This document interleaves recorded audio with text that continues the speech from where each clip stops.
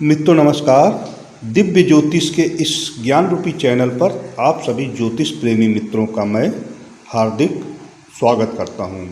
मित्रों, आज का हमारा विषय है द्वादश भाव में बृहस्पति देव के फल। मित्रों, आज के वीडियो में हम चर्चा करेंगे यदि आपकी जन्म पत्रिका में द्वादश भाव में बृहस्पति देव होते हैं तो उनके क्या फल मिलते हैं आपको अपने जीवन काल में। मित्रों, इसी कड़ी में पिछले वीडियो में हमने बात की थी द्वादश भाव में बुध देव के फलों के बारे में, और आज के वीडियो में हम बृहस्पति देव के 12वें भाव के फलों के बारे में चर्चा करेंगे। मित्रों, जैसा कि हम लोग जानते हैं कि द्वादश भाव को हम व्यय भाव भी कहते हैं। इस भाव में बृहस्पति स्थित हों तो पत्रिका अत्यंत रोचक हो जाती है और ध्यान से देखने वाली भी 12 राशियों में 12वीं राशि गुरु जी की है, अर्थात मीन राशि का स्वामी भी गुरुदेव हैं। मीन राशि से पैरों का विचार किया गया है और 12वें भाव से भी। यदि पैरों का ध्यान आए तो चलने का भी ध्यान आता है, अर्थात यात्रा का।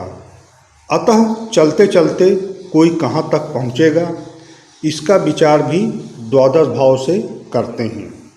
यह अंतिम स्थान है, अतः किसी बात का अंत क्या होगा, इसका विचार भी हम द्वादश भाव से करते हैं।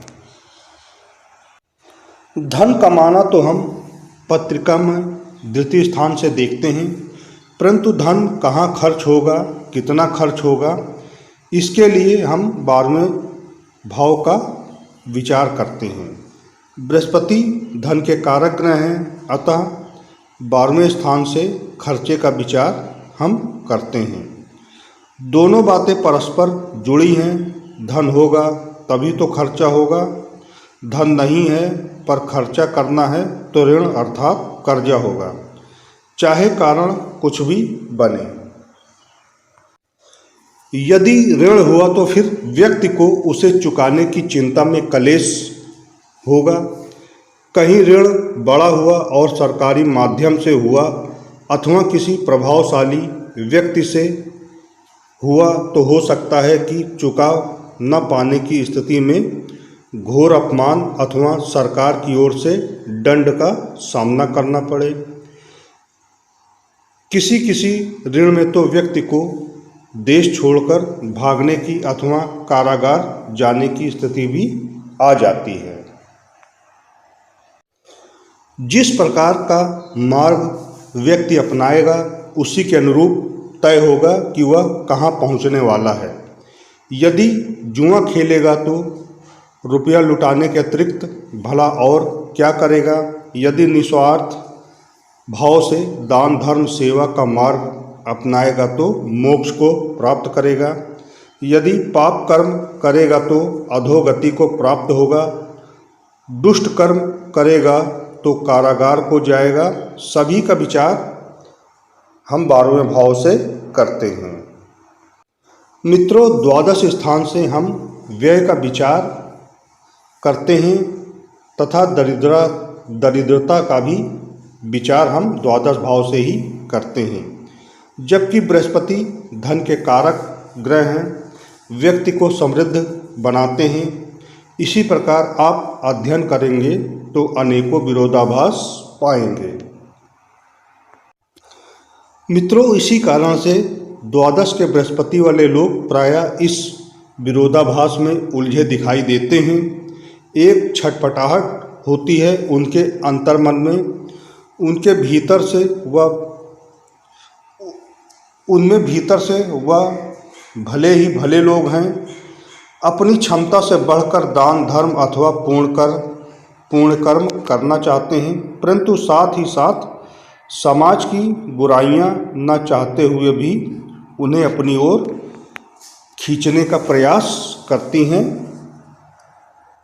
यदि बृहस्पति देव इस स्थान में बिगड़े हुए हैं तो प्रायः यह स्थिति अच्छी नहीं होती है। ऐसा व्यक्ति आलसी तथा चुगलखोर होता है। पाप कर्मों की ओर उसकी प्रवृत्ति होती है। सामर्थ्य से अधिक धन खर्च करने के कारण वह अपने घर को लुटाकर अपमान एवं दरिद्रता को प्राप्त करता है तथा इस संसार में वह दुखी होता है। यदि इस स्थान में बृहस्पति देव बलवान होकर स्थित हो तो शुभ फल देने वाले हो जाते हैं। मन को ईश्वर में लगाने वाला, समृद्ध, स्वस्थ, शत्रुओं को भी मित्र बनाने वाला, सदाचारी प्रवृत्ति वाला, ब्राह्मणों और ईश्वर का सम्मान करने वाला, सभी की उन्नति चाहने वाला महात्मा और सज्जन होता है जातक। 12वें भाव का बृहस्पति सदैव एक उत्तम चर्चा का विषय होता है, चाहे अकेला हो या किसी के साथ हो अथवा किसी से दृष्ट हो। शनि, राहु, मंगल, सूर्य, चंद्र, केतु आदि सभी ग्रह अलग अलग राशियों में बृहस्पति के साथ अपने अपने ढंग से व्यवहार करते हैं। तो मित्रों, आज के वीडियो में हमने द्वादश भाव में बृहस्पति देव की चर्चा की।